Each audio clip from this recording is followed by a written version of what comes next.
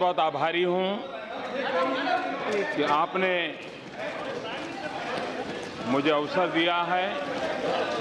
Some other time I will. Now he has started. आदरणीय अध्यक्ष महोदया, आपने Please cooperate. It is already. I have given it. Please, Sudhir. Yes, okay. Next time I will allow. Yes. Please.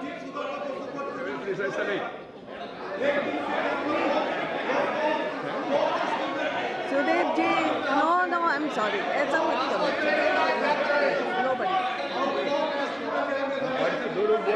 Yes. Please.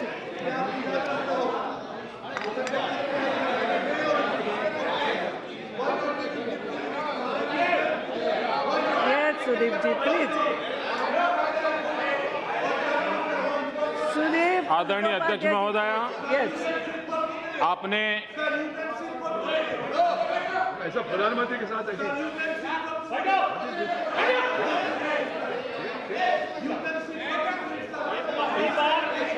After some not now, I have completed. बहुत सारे लोग हैं, बहुत सारे लोगों को बोलना है, बहुत होता है। No, I am sorry. आपके पार्टी को भी समय दिया गया था, प्लीज बैठिए। No, No, your party, your party, two people have spoken. How can you say your party is neglected? आपने बोला, कल्याण बाबू ने बोला, आपने किया है। आगे हो जाएगा, प्लीज कृपया बैठ जाए। ऐसा अच्छा नहीं, शोभा नहीं देता।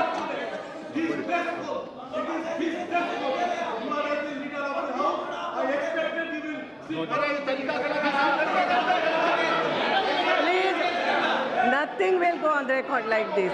I am sorry. Yes. आदरणीय अध्यक्ष महोदया, Please. आपने इस महत्वपूर्ण चर्चा का आरंभ किया और आपने पूरे राष्ट्र के सामने उत्तम विचारों के साथ संविधान का महात्म्य, संविधान की उपयोगिता और संविधान निर्माण के पीछे राष्ट्र के महापुरुषों की जो दीर्घदृष्टि थी, उसको बहुत ही प्रभावक ढंग से प्रस्तुत किया।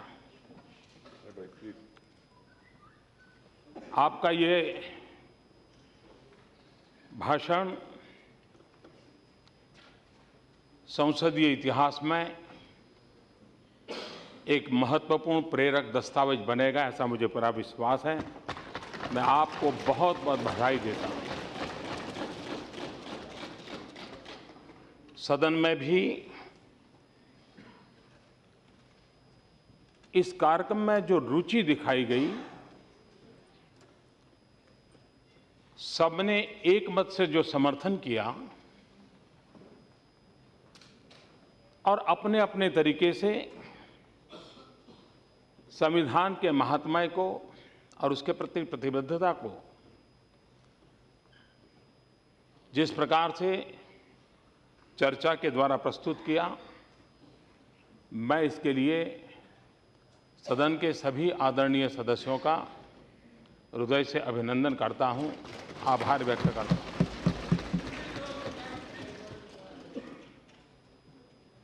मैं नहीं मानता हूं, कुछ लोगों की ये गलतफहमी है और शायद पुरानी आदत के कारण चलता होगा।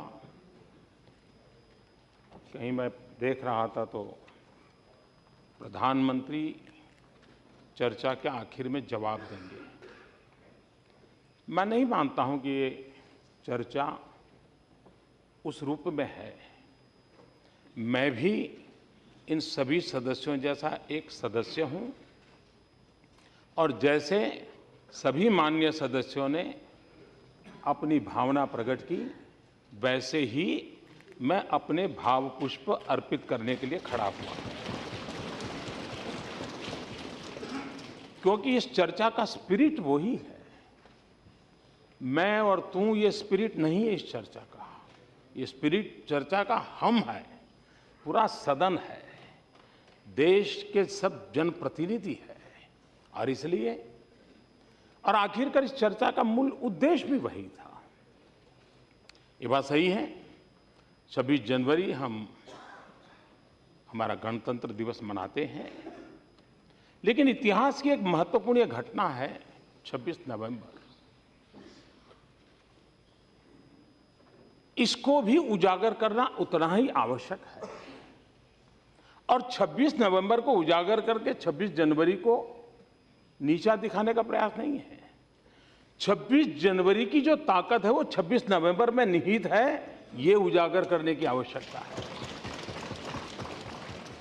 मैं जानता नहीं हूं आज स्कूलों के सिलेबस के विषय में डिटेल में, हर राज्य के अपने अपने सिलेबस होते हैं, लेकिन हम लोग जब छोटे थे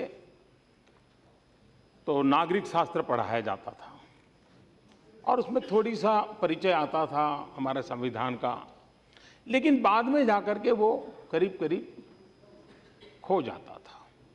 और या तो कोई वकालत के व्यवसाय में जाए तो वो, या तो कोई राजनीति में आए तो वो, उन तक ही हमारा संविधान की सारी गतिविधि सीमित हो गई। भारत जैसा देश, विविधताओं से भरा हुआ देश, हम सबको बांधने की ताकत संविधान में है, हम सबको बढ़ाने की ताकत संविधान में है। और इसलिए समय की मांग है कि हम संविधान की सैंक्टिटी, संविधान की शक्ति और संविधान में निहित बातों से जन जन को परिचित कराने का एक निरंतर प्रयास करें। और इसको हमने एक पूरा रिलीजियस भाव से, एक समर्पित भाव से इस प्रक्रिया को करना चाहिए। 26 नवंबर संविधान दिवस के माध्यम से सरकार की ये सोच है और इसमें धीरे धीरे सुधार भी होगा, इवॉल्व होगा, क्योंकि ये तो प्रारंभिक विषय है, कोई चीज अल्टीमेट नहीं होती है, उसमें निरंतर विकास होता रहता है। हम इस व्यवस्था को प्रतिवर्ष कैसे आगे बढ़ाएं, हमारा ये नहीं कहना है कि ये तो इस बार एक विशेष पर्व था, बाबा साहब आम्बेडकर का 125 वर्ष जब देश मना रहा है, तो उसके कारण संसद के साथ जोड़ करके इसका कार्यक्रम की रचना हुई। लेकिन भविष्य में इसको लोकसभा तक सीमित रखना नहीं है, इसको जनसभा तक ले जाना है। व्यापक रूप से सेमिनार हो, डिबेट हो, कॉम्पिटिशन्स हो, हर पीढ़ी के लोग संविधान के संबंध में सोचे, समझे, चर्चा करें। एक निरंतर मंथन चलता रहना चाहिए। और इसलिए एक छोटा सा प्रयास, उसका आरंभ हो रहा है। और सदन में जिस प्रकार से सबने सकारात्मक भाव व्यक्त किए हैं, उससे लगता है कि इसका महात्म्य है और आगे चल करके इसको बढ़ाना चाहिए। और हम जरूर इसको आगे कोशिश करेंगे। जैसे मेरे मन में विचार आता है कि क्यों न हम पूरे देश में लगातार भारत के संविधान के संबंध में ऑनलाइन कंपटीशन करें, क्वेश्चंस हो, ऐसे कंपटीशन हो, ताकि पूरे देश को एक आदत बने। स्कूल कॉलेज हमारी जोड़ती रहें, स्कूलों के अंदर इसकी व्यवस्था हो, एक व्यापक रूप से हमारे संविधान की लगातार चर्चा होती रहे। ऐसे कई कार्यक्रमों की रचना आगे चल करके सोची जा सकती है। एक बात मैंने लाल किले पर से कही थी, एक बार इस सदन में भी कही थी, लेकिन शायद कुछ चीजों को समझ करके भूलने का भी स्वभाव होता है और कुछ चीजें ऐसे ही भूल दी जाती हैं। मुझे याद नहीं इसके पूर्व किसी प्रधानमंत्री ने लाल किले पर से इस प्रकार से बात कही हो, मुझे याद नहीं है, कहा हो तो मैं उसको नमन करूंगा। लेकिन मैंने ये कहा था कि ये देश इस देश में जितनी सरकारें बनी हैं, सब सरकारों ने, जितने भी प्रधानमंत्री बने हैं, सभी प्रधानमंत्रियों के योगदान से ये देश आगे बढ़ा है। ये मैंने लाल किले पर से कहा था, मैंने इस सदन में भी इस बात को कहा था, और मैं आज दोबारा कहता हूं, ये देश कईयों की तपस्या से आगे बढ़ा है, सब सरकारों के योगदान से आगे बढ़ा है। हां, शिकायत ये होती है कि अपेक्षा से कहीं कम हुआ तो शिकायत होती है, और वो लोकतंत्र में शिकायत का हक सबका होता है। लेकिन कोई ये नहीं कह सकता कि पुरानी सरकारों ने कुछ नहीं किया, ये कोई नहीं कह सकता, कह भी नहीं सकते। और इसलिए ये सभी, और ये मैं लाल किले पर से बोला हूं, मैं आज नहीं बोल रहा हूं, मैं आज नहीं बोल रहा हूं, क्योंकि ये मेरा कन्विक्शन है। और ये देश हम ये भी ना भूलें कि राजा महाराजाओं ने, सत्ताधीशों ने देश नहीं बनाया है। यह देश कोटि कोटि जनों ने बनाया है, जन जन ने बनाया है, श्रमिकों ने बनाया है, किसानों ने बनाया है, गरीबों ने अपने पसीने से बनाया है, शिक्षकों ने बनाया है, आचार्यों ने बनाया है। इस देश के कोट्यावधि लोगों ने सदियों तक लगातार अपनी अपनी भूमिका निभाते निभाते देश बना है। और इसलिए हम सबका दायित्व होता है उन सब के प्रति अपना ऋण स्वीकार करना, उनको नमन करना। संविधान के अंदर भी सबकी भूमिका रही है, और उस समय जिनके नेतृत्व में देश चलता था उनकी विशेष भूमिका रही है। और इसलिए इतना उत्तम संविधान जो हमें मिला है, इसकी हम जितनी सराहना करें उतनी कम है, हम जितना गौरव करें उतना कम है। और अगर संविधान को सरल भाषा में अगर मुझे कहना है तो हमारा संविधान dignity for Indian and unity for India, इस दो मूल मंत्र को साकार करता है। जन सामान्य की डिग्निटी और देश की एकता, अखंडितता। बाबा साहब आंबेडकर की भूमिका को हम कभी भी नकार नहीं सकते। इसका मतलब ये नहीं कि बाबा साहब आंबेडकर की बात करते हैं तो औरों के लिए कोई काम नहीं होता है, लेकिन एक का नाम देंगे तो दूसरे का रह जाता, दूसरे का कहेगा तीसरे का रह, हर एक को लगेगा भाई हमारा भी तो योगदान था। और कुछ लोगों ने तो जीवन में इतनी ऊंचाइयां पाई हैं कि कोई उनका नाम दे या न दे, उनके नाम को कभी कमी नहीं हो सकती, कोई उनको मिटा नहीं सकता है। हमें इतना विश्वास होना चाहिए, और इसलिए ये विश्वास को पुनः प्रस्थापित करने की आवश्यकता है, क्योंकि इस देश अनेक महापुरुषों के कारण बना है और उसका अपना महात्मा है, हमने स्वीकार करना होगा। जब 2009 में संविधान के 60 साल हुए थे, मैं आज ये संविधान का कार्यक्रम की कल्पना लाया हूं, ये पहली बार नहीं है।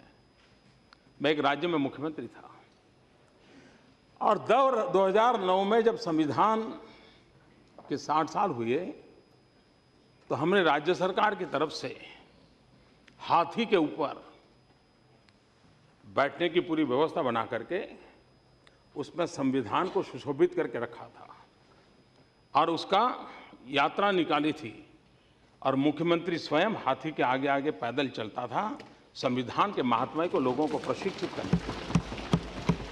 संविधान के 60 साल को हमने उस प्रकार से गुजरात की धरती पर मनाया था क्योंकि मैं उस समय मुख्यमंत्री था, और इसलिए संविधान के मूल्य को हम स्वीकार करते हैं। हमारा संविधान, कभी हम आज सोचे इसी सदन को, हम इतने बड़े लोग हैं, जनप्रतिनिधि बनकर के आए हैं, अगर हमें एक काम दिया जाए कि जो मूल संविधान की प्रत है उसकी धाराएं नहीं है, उसमें जो ड्राइंग है, पेंटिंग्स है, उसको सिलेक्ट करने का सिर्फ काम दिया जाए। आज की हमारी चुनावी दल भक्ति, ये चुनावी दल भक्ति इतनी तीव्र हो चुकी है, मैं नहीं मानता हूं कि संविधान छोड़िए, उसके अंदर जो चित्र है उसको भी सहमति से हम स्वीकार कर पाएंगे। हर चित्र के खिलाफ ऑब्जेक्शन आएगा, चित्र के कलर के खिलाफ ऑब्जेक्शन आएगा। ये इस मनस्थिति में हम पहुंचे हैं, तब हमें अंदाज आता है कि उन महापुरुषों ने कितना बड़ा काम किया होगा। ये संविधान 3 साल के भीतर भीतर बना दिया, और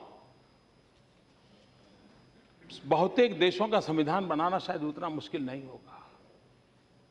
भारत जैसे देश का संविधान बनाना बहुत बड़ा काम है, बहुत बड़ा काम है।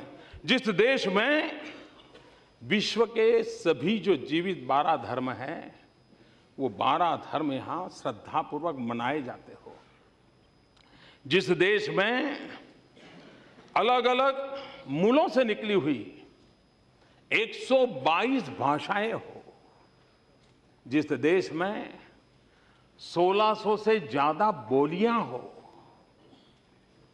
हर एक की अलग प्रायोरिटी हो, यहां ईश्वर में विश्वास करने वाले भी हो और ईश्वर को नकारने वाले भी लोग हो, यहां प्रकृति को भी पूजा करने वाले हो और पत्थर में परमात्मा के देखने वाले भी लोग हो, ऐसी विविधताओं से भरा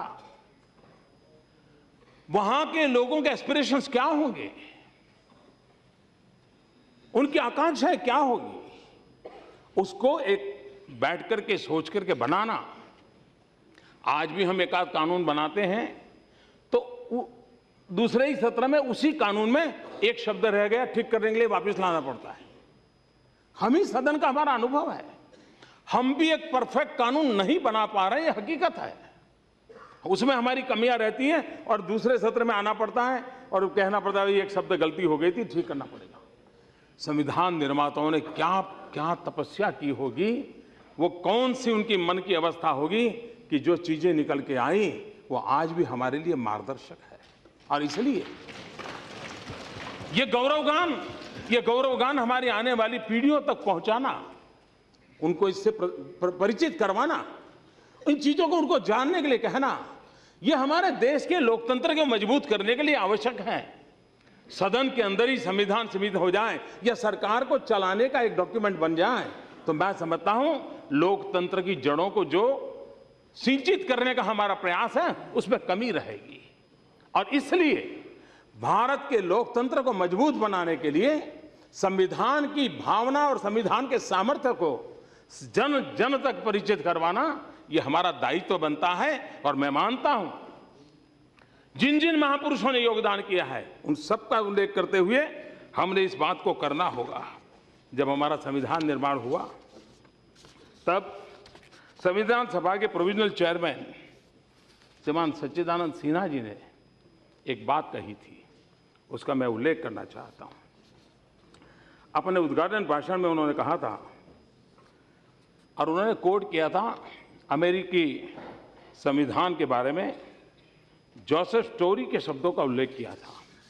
और उन्होंने कहा था कि जोसेफ स्टोरी ने कहा था, उनका कोट है, the constitution has been reared for immortality.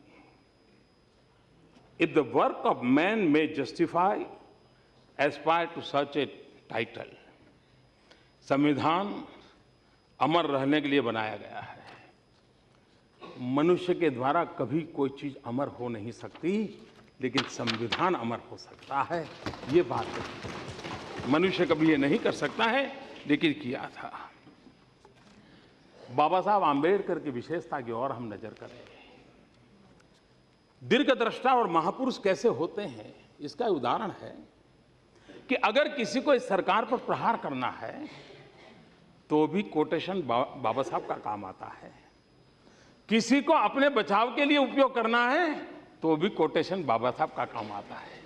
किसी को अपनी न्यूट्रल बात बतानी है तो भी कोटेशन बाबा साहब का काम आता है। इसका मतलब उस महापुरुष में कितनी दीर्घदृष्टि थी, कितना विजन था, कितने व्यापक फलक पर उन्होंने अपने विचारों को व्यक्त किया था कि जो आज भी विरोध करने के लिए भी वो मार्गदर्शक हैं शासन चलाने वाले के लिए भी मार्गदर्शक है, न्यूट्रल मुख रक्षक बैठे हुए लोगों के लिए तोड़ने के लिए भी मार्गदर्शक है। ये अपने आप में एक बड़ा अजूबा है।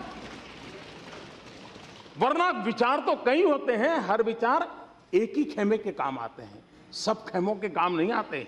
एक ही कालखंड के लिए काम आते हैं, सब कालखंड के लिए काम नहीं आते हैं। बाबा साहब की विशेषता रही है कि उनके विचार हर कालखंड के लिए, हर पीढ़ी के लिए, हर तबके के लिए उपकारक हो रहे हैं। मतलब उन विचारों में एक ताकत थी, एक तपस्या का अर्थ था जो राष्ट्र को समर्पित था, और 100 साल के बाद का भी देश कैसा हो सकता है ये देखने का सामर्थ्य था। तब जाकर के इस प्रकार की बात निकल पाती है। और इसलिए सहज रूप से महापुरुष को नमन करने का मन होना बहुत स्वाभाविक है। बाबा साहब को जब मैं सोचता हूं, इस संविधान के संबंध में कभी कभी हम लोगों को लगता है कि एक ऐसा डॉक्यूमेंट है जिसमें धाराएं हैं, जिन धाराओं से हमें क्या करना क्या नहीं करना उसका रास्ता खोजता है। सरकार कैसे चलानी, कैसे नियम रहे, संसद कैसे चलानी, क्या करना इसका। लेकिन ग्रेनविले ऑस्टीन, उसने भारत के संविधान का वर्णन करते हुए कहा, और बड़ा मैं समझता हूं इंटरेस्टिंग है। उन्होंने कहा ये एक सामाजिक दस्तावेज है, वरना तो संविधान यानी एक कानूनी दस्तावेज हो सकता है। अगर संविधान बनाने में बाबा साहब आंबेडकर न होते, मुझे क्षमा करें मैं किसी की आलोचना नहीं कर रहा हूं, तो शायद हमारा संविधान देश चलाने के लिए, शासन चलाने के लिए उत्तम हो सकता था। लेकिन वो संविधान सामाजिक दस्तावेज बनने से शायद चूक जाता। ये सामाजिक दस्तावेज इसलिए बना है कि बाबा साहब आंबेडकर का दर्द, उनकी पीड़ा, उन्होंने जो झेला था, उस यातनाओं का अर्क उसमें शब्द बन करके शहर निकल रहा था। और तब जाकर के संविधान का निर्माण हुआ था। और तब जाकर के एक विदेशी व्यक्ति ने कहा था कि ये सामाजिक दस्तावेज है। और इसलिए ये वैधानिक विस्तार न मानते हुए सामाजिक दस्तावेज कहना, कभी कभी मुझे लगता है हम भी जानते हैं, हम सब मनुष्य हैं, कमियां हम सब में है, और एक आध गलत चीज हो जाए तो लंबे अरसे तक दिमाग में से जाती नहीं है। किसी ने एक शब्द बोल दिया हो तो चुपता रहता है, सब सामने मिलता है तो वो नहीं दिखता है, वो शब्द याद आता है। ये हम लोगों का स्वभाव है। आप कल्पना कर सकते हैं जी,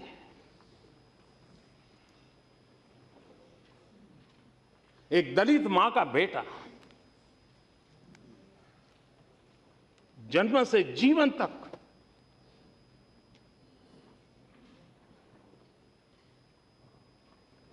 सिर्फ यातनाएं झेली, अपमानित होता रहा, उपेक्षित होता रहा, डगर डगर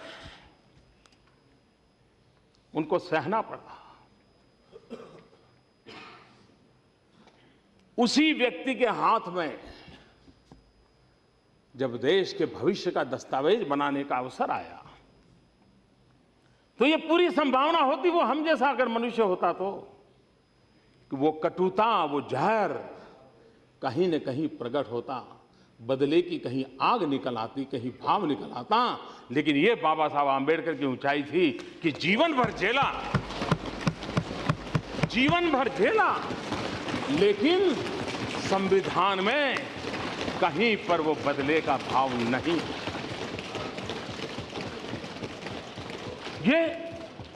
ये उस महानता, उस व्यक्तित्व की ऊंचाई है जिसके कारण ये संभव होता है। वरना हम सब जानते हैं, हम मनुष्य हैं, हमको मालूम है एक शब्द भी ऐसा चुप जाता है, निकलता नहीं है। जीवन में कितनी ऊंचाई होगी, भीतर की सोच कितनी मजबूत होगी कि उस महापुरुष ने उन सारे जहर को पी लिया और हमारे लिए अमृत छोड़ करके गए। और इसलिए उस महापुरुष के लिए मुझे संस्कृत का एक पद याद आता है,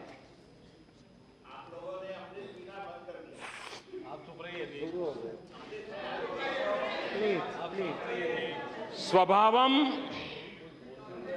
न जहातेव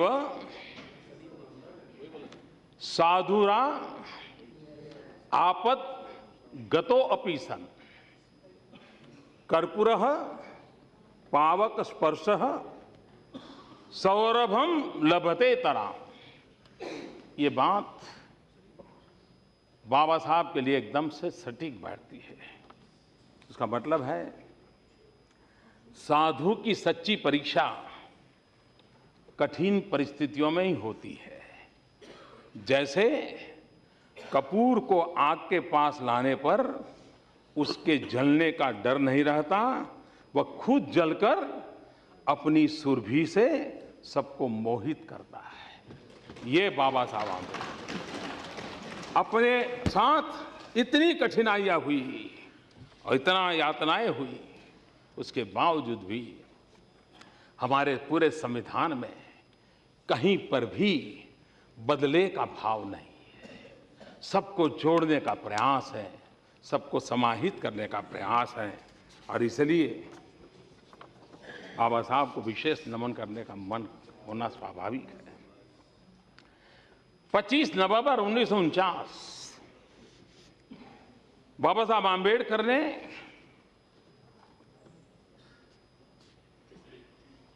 स्वतंत्रता और लोकतांत्रिक व्यवस्था को बनाए रखने में स्वतंत्र भारत में नागरिकों को स्वयं कैसा व्यवहार करना चाहिए, एक भाषण उन्होंने किया।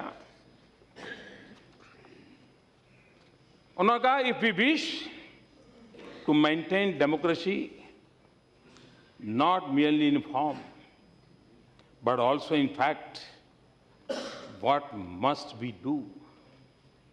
The first thing in my judgment we must do is to hold fast to constitutional methods of achieving our social and economic objectives, where constitutional methods are open.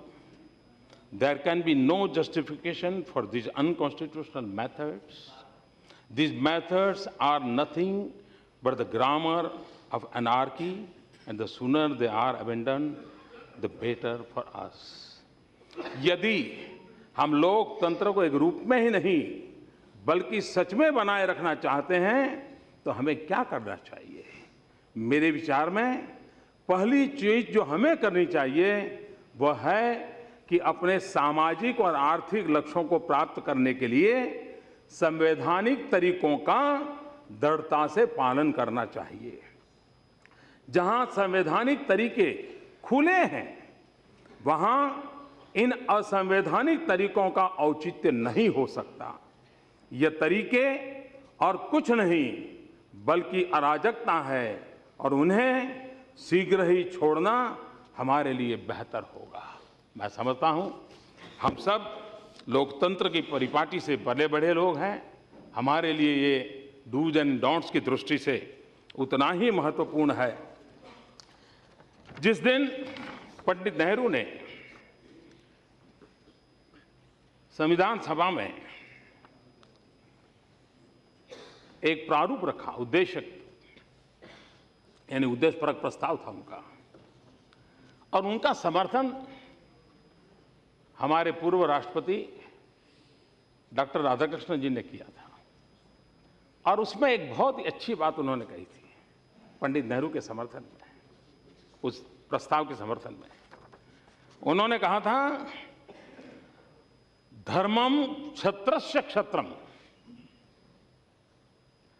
धर्म सत्य राजाओं में भी सर्वोपरि है। यह लोगों और शासक दोनों का शासक है। यह कानून की संप्रभुता है जिसका हमने दावा किया है। यहां धर्म यानी वो रिचुअल्स की बात नहीं है, संविधान की बात है। और उसने उन्होंने बहुत उचित ढंग से हमारा मार्गदर्शन किया है। उसी प्रकार से प्रारूप समिति के अध्यक्ष के नाते डॉक्टर बाबा साहब आम्बेडकर ने अनुच्छेद 368 के संबंध में जो बात कही है, जो व्याख्या उन्होंने की है, क्योंकि आज इन विषयों में ना छोटी मोटी सुगबुगाहट हम सुनते रहते हैं और इसलिए इस बात को समझना ज़रा आवश्यक है। The constitution is a fundamental document. It is a document which defines the position and power of the three organs of the state: the executive, the judiciary, and the legislature. It also defines the powers of the executive and the powers of the legislature as against the citizens, as we have done in our chapter dealing with fundamental rights.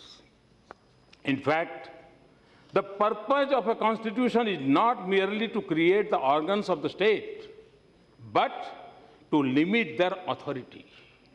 Because if no limitations was imposed upon the authority of organs, there will be complete tyranny and complete oppression.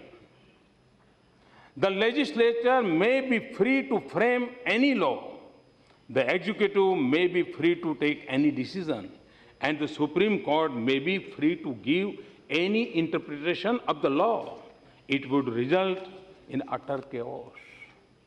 संविधान आधारभूत दस्तावेज है। यह वह दस्तावेज है जो राज्यों के तीनों अंगों कार्यपालिका, न्यायपालिका और विधायिका की स्थिति और शक्तियों को परिभाषित करता है। यह कार्यपालिका की शक्तियों और विधायिका की शक्तियों को नागरिकों के प्रति भी परिभाषित करता है, जैसा कि हमने मौलिक अधिकारों के अध्याय में किया है।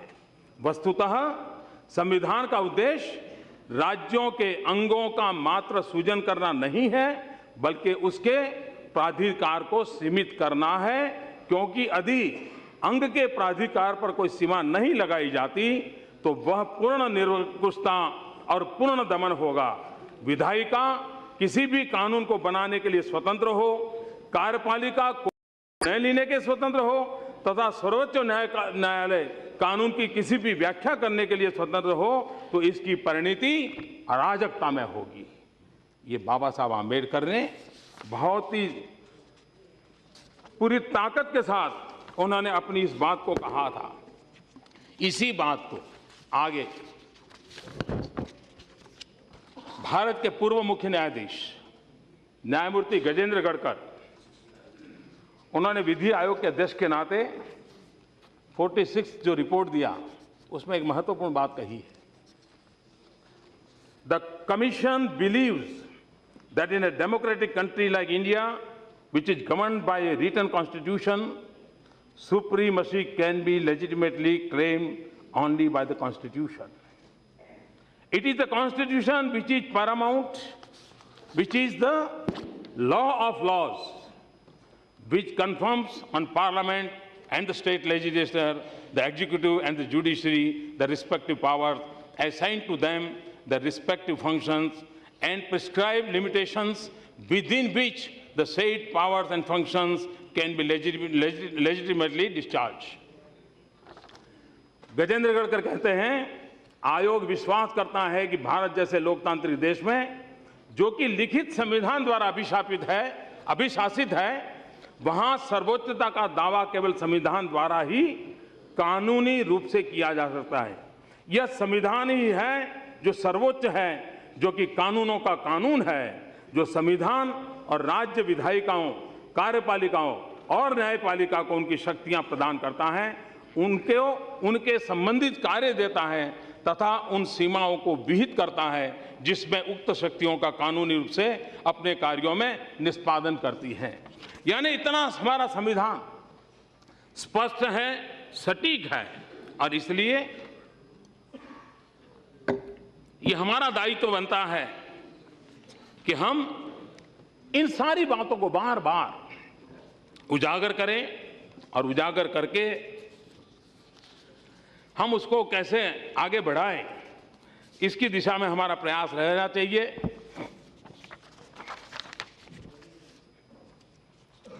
हमारे लिए आज संविधान और अधिक महत्वपूर्ण होता जाता है, क्योंकि विविधताओं में भरा देश है। अलग अलग जगह पे अलग अलग प्रकार के एस्पिरेशंस भी एक हमारा दायित्व है। और आज जब हम इस लोकतंत्र के मंदिर में एकत्र आए हुए हैं, वो कौन सा संकल्प है जो हमें एकजुट रखता है और कौन सा संकल्प है जो हमें एक बढ़ाता है। डॉक्टर बाबा साहब आम्बेडकर ने कहा है, आई फील हाउएवर, इस बात की चर्चा यहां पहले एक बार हो चुकी है। I feel however a good constitution may be, it is sure to turn out bad because those who are called to work it happen. To be a bad lot, however bad a constitution may be, it may turn out to be good if those who are called to work it happen to be a good lot. The working of a constitution does not depend wholly upon the nature of the constitution. मैं महसूस करता हूं कि एक संविधान चाहे कितना भी अच्छा क्यों न हो या बुरा हो सकता है, क्योंकि जिन्हें इसे कार्यान्वित करने के लिए कहा गया है जाता है वो एक अपात्र समूह भी हो सकता है। तथापि एक संविधान चाहे कितना भी खराब क्यों न हो, वह अच्छा साबित हो सकता है यदि जिन्हें इसे कार्यान्वित करने के लिए दिया गया है वे एक अच्छा समूह हो। संविधान का काम करना संविधान की प्रकृति पर ही पूरा निर्भर नहीं होता। कल मैडम सोनिया जी ने भी इस बात का जिक्र किया था, आज भी राज्यसभा में इस बात का जिक्र हुआ है। और इसलिए संविधान की सैंक्टिटी ये हम सबका दायित्व है, ये हम सबकी जिम्मेवारी है। और ये ठीक है कि आखिरी चीज अल्पमत बहुमत से बनती है, लेकिन ये हम न भूलें कि लोकतंत्र में ज्यादा ताकत तब आती है जब हम सहमति के रास्ते पर चलते हैं। हम सहमति और समझौते के प्रयास करते हैं, लेकिन जब सारे प्रयास विफल हो जाए तब आखिरी रास्ता होता है अल्पमत और बहुमत का। इस सदन में एक तरफ ज्यादा लोग हैं, इसलिए उनको ये अधिकार नहीं मिल जाता है कि जो चाहे वो चीजें थोप दे। और इसलिए सहमति का हमारा रास्ता होना चाहिए, समझौते का रास्ता होना चाहिए और हर किसी का साथ और सहयोग मिलना चाहिए। कुछ नहीं बनता है, सारी बातें विफल हो जाती हैं तो फिर अंतिम मामला बनता है, वो अंतिम है जबकि बहुमत और अल्पमत की तराजू से तोला जाए। इस भावना को हमने आगे बढ़ाना होगा और इसलिए संविधान की उस भावना को आगे चलाने। और मैं मानता हूं, मुझे आज अटल बिहारी वाजपेयी जी की सरकार थी, इस सदन में बहुमत की परीक्षा हो रही थी और जब बहुमत की परीक्षा हो रही थी तब नेक टू नेक मामला था। उड़ीसा के मुख्यमंत्री श्रीमान गिरधर जी, वे लोकसभा के सदस्य थे, असेंबली में जीत गए थे, मुख्यमंत्री बन गए थे, लेकिन इस्तीफा अभी दिया नहीं था, 15 दिन का समय होता है। और इसी समय वाजपेयी जी को अपना बहुमत सिद्ध करने की नौबत आई। उस समय देश में विवाद था, क्या करेंगे वो, सदन में आएंगे क्या करेंगे। और स्पीकर महोदय ने भी उनको कहा कि ठीक है आप आए हैं, लेकिन अपने अंतरात्मा को पूछ करके जो करना है वो करिए, ऐसा कहा था। और बाद में उन्होंने अटल जी की सरकार के खिलाफ वोट किया और एक वोट से अटल जी की सरकार हार गई थी। एक वोट से सरकार हार गई थी। संविधान उच्च हाथों में होता है तब किस प्रकार का व्यवहार होता है और कभी गलती होती तो कैसा होता है, इससे बड़ा कोई उदाहरण नहीं हो सकता है। और मैं मानता हूं मैं मानता हूं कि अटल जी ने उस दिन का उनका भाषण और जिस ऊंचाई से उन्होंने अपनी सत्ता को छोड़ा था, इसको हम कभी भी भूल नहीं सकते कि क्या लोकतंत्र की ऊंचाई को उन्होंने स्वीकार किया था हमारे देश में।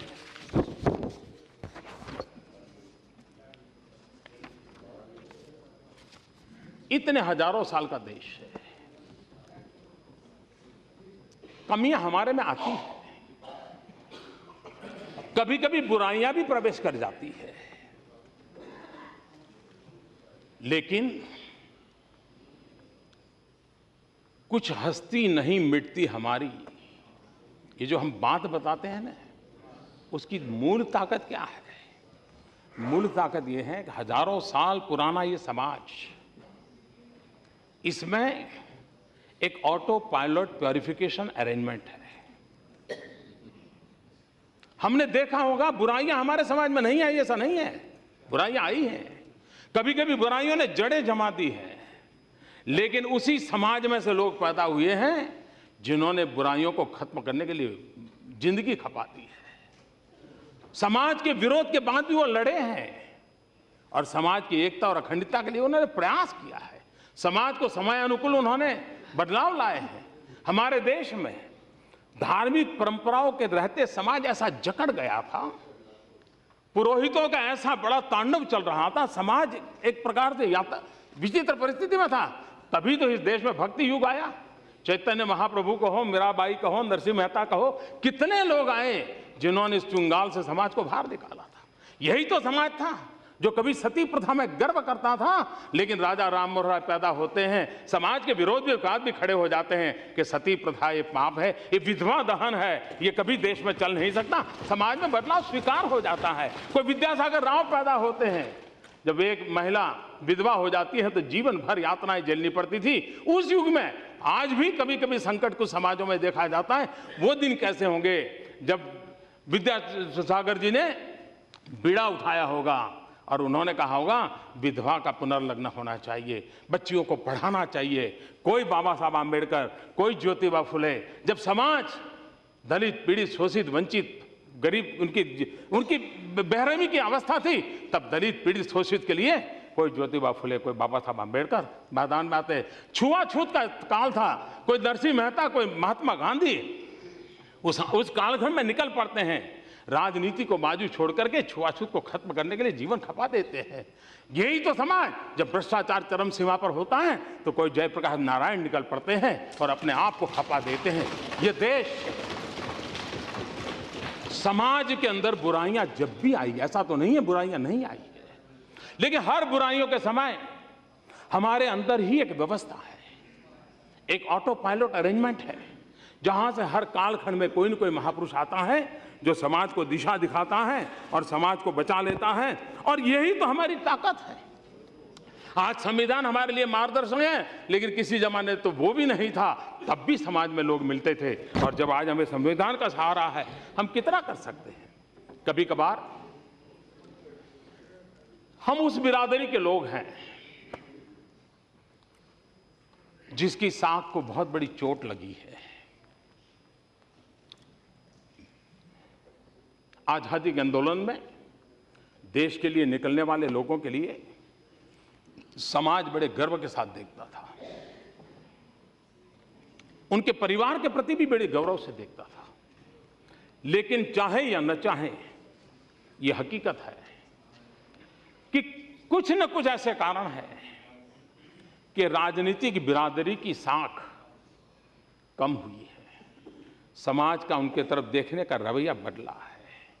नेता है, नमस्ते जी, ये है, ये हम लोगों के लिए चुनौती है कि हम अपने आचरण से, व्यवहार से फिर से एक बार, क्योंकि ये एक ऐसी इंस्टीट्यूशन है जो लोकतंत्र का अनिवार्य अंग है, इसकी प्रतिष्ठा कैसे बढ़े, इसकी ताकत कैसे बढ़े। और इतनी बदनामी होने के बावजूद भी समाज लगातार हमको कोसता रहता है। हम राजनेता हैं सब बुरे, हम राजनीतिक कार्यकर्ता हैं बुरे, हर प्रकार के पाप हमारे में पड़े हैं, ये सारा हम दिन रात सुनते हैं। लेकिन मैं देश को कहना चाहता हूं, यही राजनेताओं ने इसी सदन में बैठ करके अपने पर बंधन लगाने के निर्णय भी इन्हीं लोगों ने किए। आप देखिए, इलेक्शन कमीशन का जो हम चुनाव लड़ते हैं तो फॉर्म भरते हैं, हम खुद लिखते हैं कि मेरे पर इतने गुनाह हैं, हम खुद लिखते हैं कि मेरे पास इतनी संपत्ति है, चल अचल, ये सारा, ये कोई हम पर थोपा हुआ विषय नहीं था। ये राजनेता और सरकार किसकी थी मेरा विषय नहीं है। इसी सदन में बैठे हुए सांसदों, यही राजनीतिक दलों के नेताओं ने ये आत्मसंयम स्वीकार किया, उन्होंने बदलाव किया। इतना ही नहीं, ये चिंता रही कि चुनावों में खर्चा ज्यादा होता है, काले धन का उपयोग होता है, कम होना चाहिए। यही राजनेता, उन्होंने इलेक्शन कमीशन के साथ सर्वसम्मति से मत बनाया, हम अकाउंटिंग सिस्टम करेंगे। इतना ही नहीं, इलेक्शन कमीशन का डेली अकाउंट दो। जितने बंधन आते जाते हैं राजनीतिक दल स्वीकार करते जाते हैं। क्यों? क्योंकि उनको भी लगता है कि राजनेता संवेदनशील है, किसी भी दल का हो, किसी भी परंपरा से आया हो, लेकिन उन्होंने इस संवेदनशीलता के साथ राष्ट्र के कल्याण के लिए जिम्मेवारियां निभाई है। लेकिन ये दुर्भाग्य है कि देश के राजनीतिक बिरादरी को उस प्रकार का महात्म्य। हमारे यहां एक समय आया जब मंत्रियों की संख्या बढ़ने लगी, राजनीतिक दबाव बढ़ने लगे, संतुलन बिठाने की मुसीबत आने लगी, तो यही राजनेता, संसद के अंदर बैठे हुए राजनीतिक दल, उन्होंने मिलकर के तय किया, नहीं हम कोटा सिस्टम करेंगे, इतने % से ज्यादा मिनिस्टर नहीं हो सकते। हमने पालन किया, हमने अपने पर बंधन लगाए। मैं मानता हूं लोकतांत्रिक व्यवस्था की आवश्यकता है कि हमें जिस प्रकार से एक पॉलिटिकल फील्ड के लोग अपने पर बंधन लगा रहे हैं, समय समय पर जब भी जरूरत पड़ी, कभी देर होती होगी, आप देखिए सुप्रीम कोर्ट ने निर्णय कर लिया कि भाई इतनी सजा के बाद आप चुनाव नहीं लड़ सकते। संसद कानून बना सकती थी, कानून बना करके छुटकारा ले सकती थी, लेकिन यही संसद है, यही राजनेता है जिन्होंने अपने पर उस कानून को स्वीकार कर दिया कि सुप्रीम कोर्ट ने कहा है अगर सजा हुई है तो मैं नहीं आऊंगा। ये चीजें हमारे वो पहलू हैं जिसके लिए हम गर्व कर सकते हैं, और इसलिए हम राजनीतिक जीवन में होने के बावजूद भी हमने इन मर्यादाओं को आज हमने स्वीकार किया है और हम उसको प्रयास करते हैं। ये सदन, एक से बढ़कर एक स्टॉलवर्ट लोग इस सदन में आकर के बैठे हैं, और इस सदन की विशेषता रही, मुझे याद है मैं जब पार्टी के संगठन का काम करता था तो टीवी डिबेटों में जाना होता था और प्राइम टाइम रहता था, उस समय तो बहुत ही वो मांग रहती थी। एक बार मैं और गुलाम नबी आज़ाद हम लोग टीवी डिबेट में थे, काफ़ी तू में चलती थी, स्वाभाविक था वो। लेकिन बाद में जब पूरा हुआ तो हम स्टूडियो में बड़ी मस्ती से चाय वगैरह पी रहे थे, तो उन पत्रकारों से और उनके कोई सीनियर व्यक्ति भी थे, मुझे याद नहीं है, तो गुलाम नबी जी ने बड़ी महत्वपूर्ण बात की। उन्होंने कहा देखो भाई, आप भले मानते हो हम ऐसे एक दूसरे के दुश्मन जैसे लगते हैं, लेकिन कभी संसद में आके देखिए हम कैसा एक फैमिली की तरह बिहेव करते हैं, कितना अपनापन हमारे बीच होता है। ये कोई मोदी नहीं लाया है, पिछले 50 साल से सबने तपस्या करके लाया है। और इसलिए इन महान चीजों का गुणगान, इन महान चीजों का आदर और इसको और पनपाना, ये हमदा। एक समय था इस सदन के अंदर तीव्र विरोध हो तो भी एक बार राम मनोहर लोहिया जी ने सदन में, बड़ी ऐतिहासिक बात है, आंकड़ों के द्वारा उन्होंने पंडित नेहरू को यह बताया कि आपकी नीतियां देश के काम में नहीं आने वाली, गलत है। राम मनोहर लोहिया विपक्ष में थे, जम करके बोले, लेकिन गौरव तो इस बात का था कि पंडित नेहरू खड़े होकर के कह रहे हैं कि मैं आपके आंकड़ों को नकार नहीं सकता। ये ऊंचाई थी इस देश में, पंडित नेहरू ने ऊंचाई दिखाई थी। हम सत्यनिष्ठ जो बुद्धि है उसका हम अपने साथियों का गौरव करना होगा। संविधान की उस भावना को हम तभी स्वीकार कर पाएंगे, और इसलिए ये जो हमारी बौद्धिक सत्यनिष्ठा है, हमारे सभी सदस्यों को ईश्वर ने कुछ न कुछ दिया है, उसका आदर सत्कार करने का भाव, ये हमारी सहज प्रकृति बनी चाहिए। कभी कभार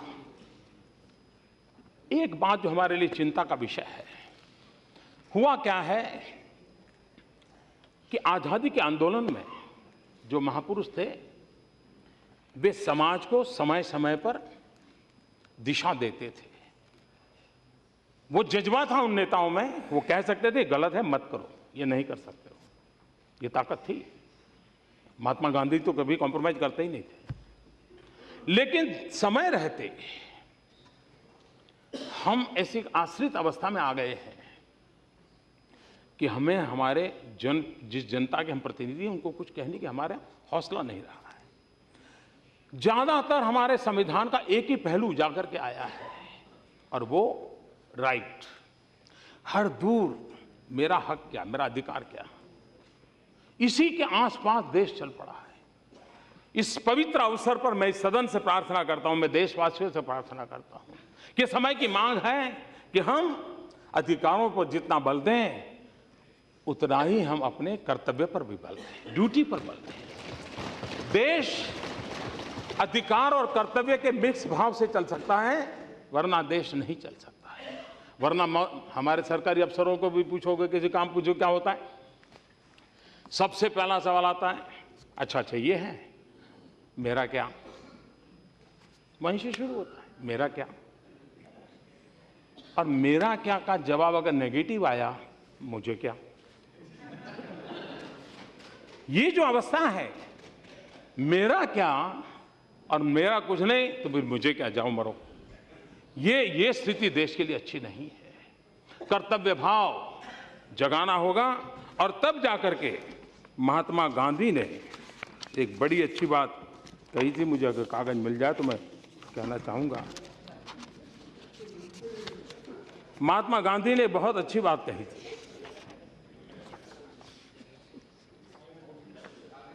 और मैं मानता हूं एक हम लोगों के लिए और देश के लिए भी याद करने जैसा है।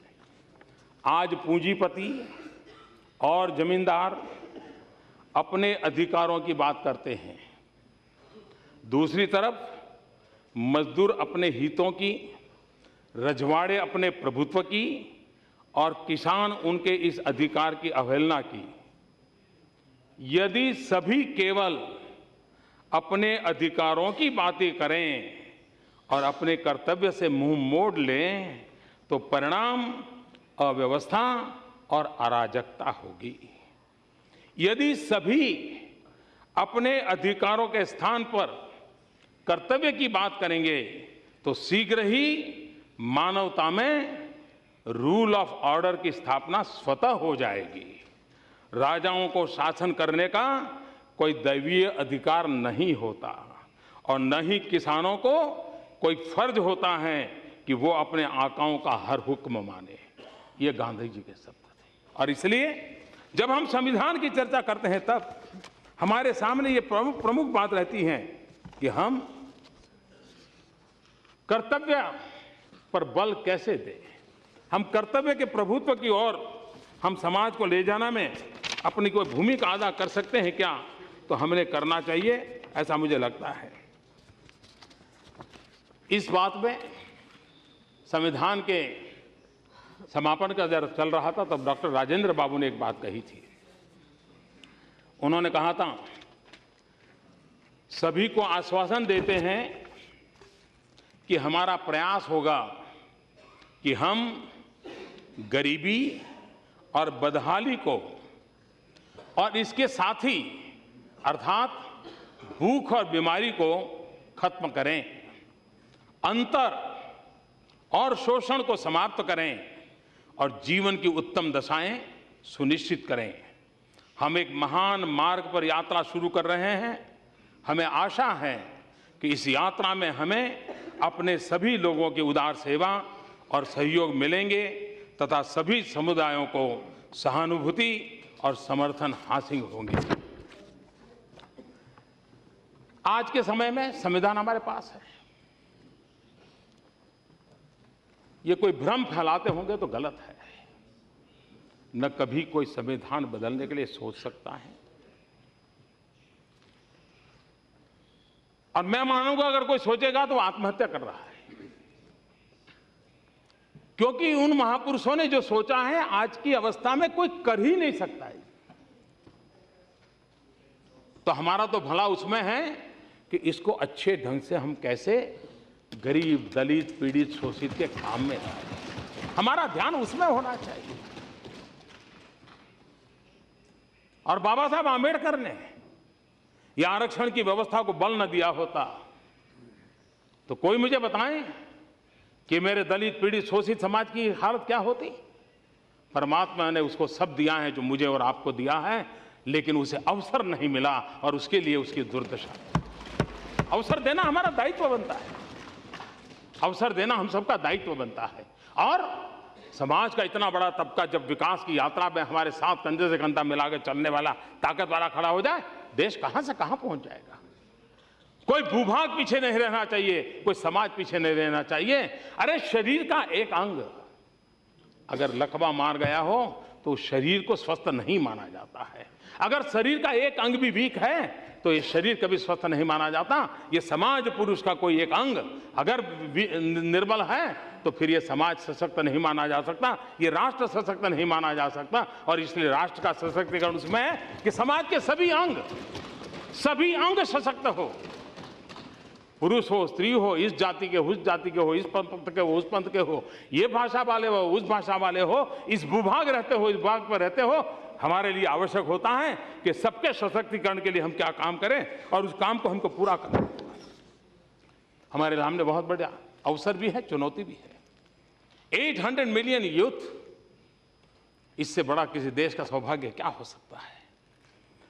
उनको रोजगार देना, उनके हाथ में हुनर देना, भारत का भाग्य बदलने के लिए हमारे पास जो भी बुद्धि, संपदा, ज्ञान, व्यवस्था, संविधान जो भी है, हम उसका उपयोग हमारी शक्ति को कैसे उजागर करें।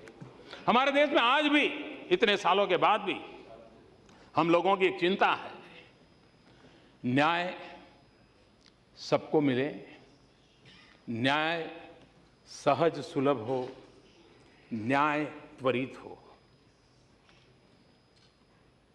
लोकतंत्र के जितने पहलू महत्वपूर्ण हैं उसमें एक महत्वपूर्ण पहलू है ग्रीवेंस रिड्रेसल सिस्टम। वो लोकतंत्र को मजबूती देता है। उसी प्रकार से जस्टिस, सोशल जस्टिस एक विषय है, उसकी तो चिंता करनी ही है, लेकिन साथ साथ सामान्य मानवीय के जीवन में हम लोगों ने सोचना पड़ेगा कि न्याय, जैसे लोक अदालतें चली, लोक अदालत ने काफी परिणाम दिया, लेकिन हमने उस दिशा में आगे बढ़ना होगा और बढ़ करके हम उसको प्रयोग करें तो मैं समझता हूं काफी काम होगा, ऐसा मुझे लगता है। बाबा साहब आंबेडकर ने जो एक महान काम किया, जो आज श्रमिक के कानों तक नहीं पहुंचता है। खड़गे साहब सही कह रहे थे, पहले कोई नियम नहीं था, वो कितने घंटे काम करेगा श्रमिक पता तक नहीं था, बेचारा खींचता था शरीर जब तक। बाबा साहब आंबेडकर ने ताकत दिखाई और 8 घंटे समय सीमा निर्धारित की श्रमिकों के लिए।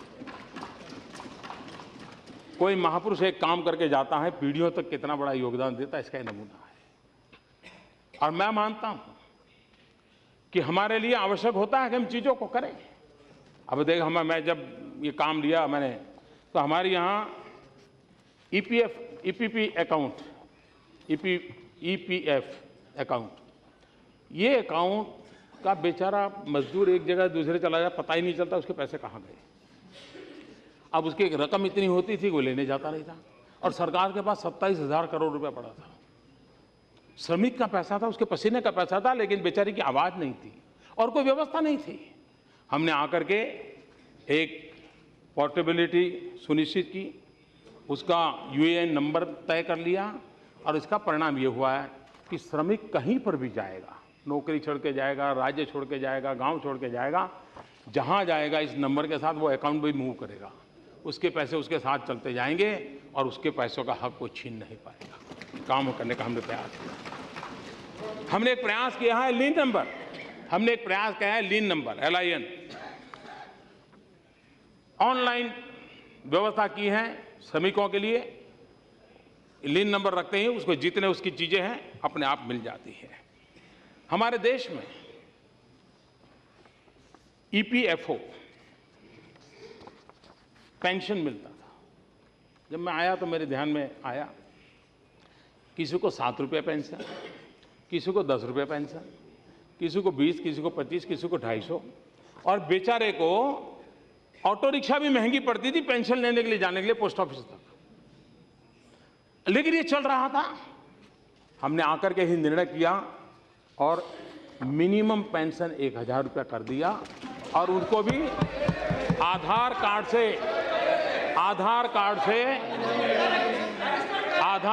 से डायरेक्ट बेनिफिट स्कीम में भी इसको जोड़ दिया। इस सदन में एक एक्ट आने वाला है। इस सदन में भी एक महत्वपूर्ण एक्ट आने वाला है, बोनस एक्ट।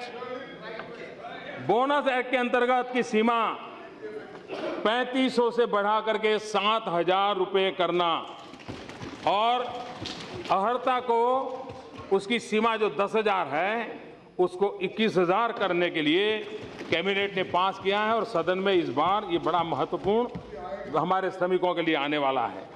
और इसलिए एक के बाद एक ऐसे निर्णय जो हमारे देश के गरीबों की भलाई के लिए काम आए, उस दिशा में हम काम करने का प्रयास कर रहे हैं।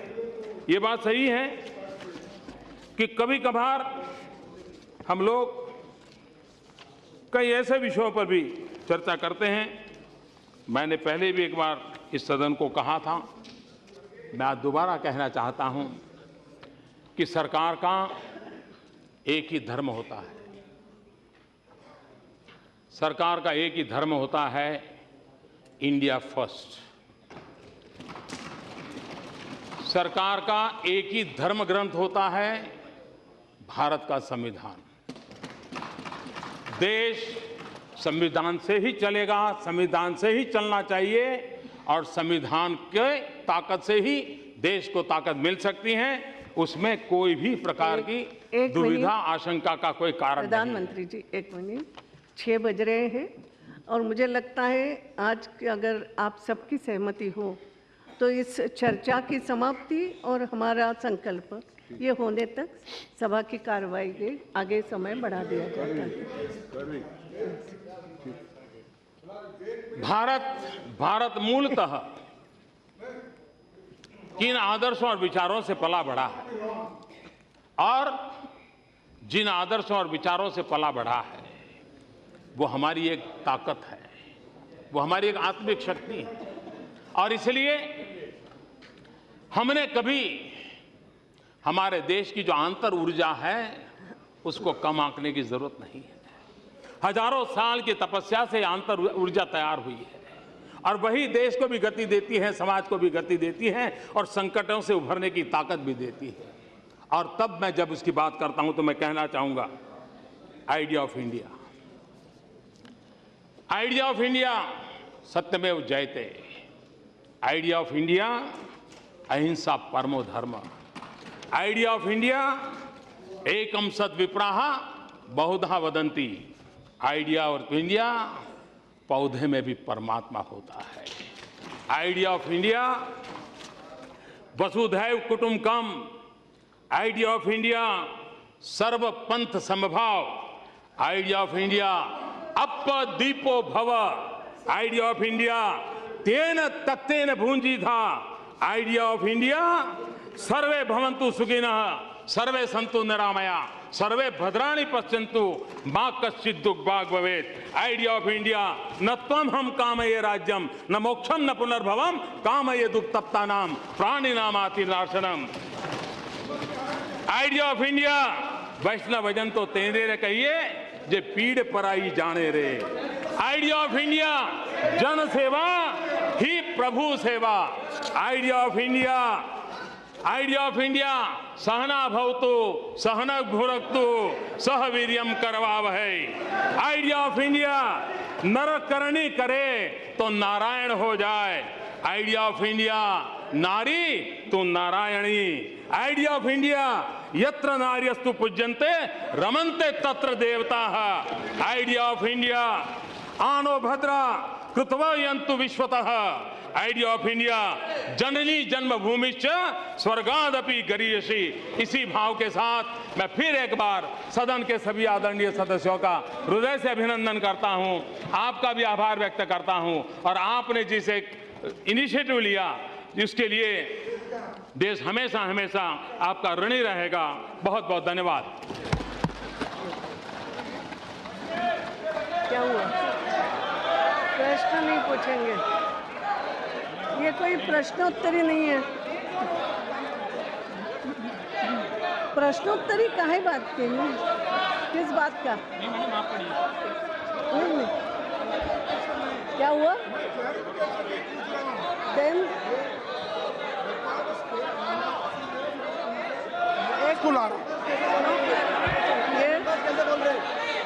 एक मिनट, क्लैरिफिकेशन नहीं है। It is not clarification.